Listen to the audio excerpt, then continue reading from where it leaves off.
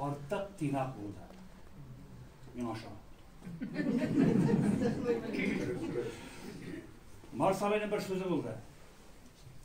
Зәфәр інім, менен кебек артық тыйнақ болмақ еді. Артық тыйнақлық белгісіздікке туры yol дейді. Но бетінде ол табиғаттың сенің. Тыйнақ болсаң, бәрібір әлдәкі болып жүре алмайсың. Сенің табиғаты ол. Құдайдан сеніңе берілген бір нәрсе енді ол. Бір жақтан ол, конечно, кішілік үшін зор сыйфат. Енді мына бұл ижад кішісі үшін ол недостаток.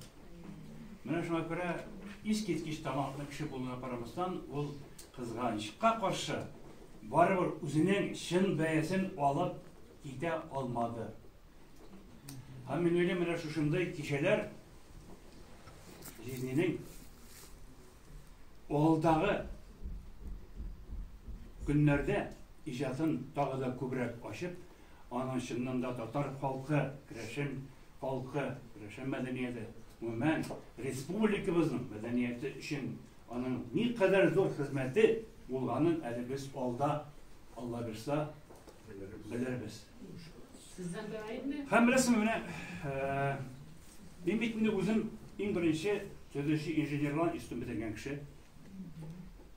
Мен оқып бітіріп келгенде апам мендеке шықты. Һәм мен аларда еш қонақта бола башлады. Çünkü benim özüm devletinde okuğundan beri gül Özdeşen sanatта yırlap gelem. Hem birinci mertebe beni marşanda iştimlap paralaş. Tavuşun bir motor seni. Uylap parasam bolar, yersi bolar. Ama bana etmedi, yersi oldu. Uylap parara bolar. Anda da tıynaklak. Anda da tıynaklak. Bu benim tüp kritikiydi. Aytadır iyi, doktora. Bu canım şu. Bu canım şen.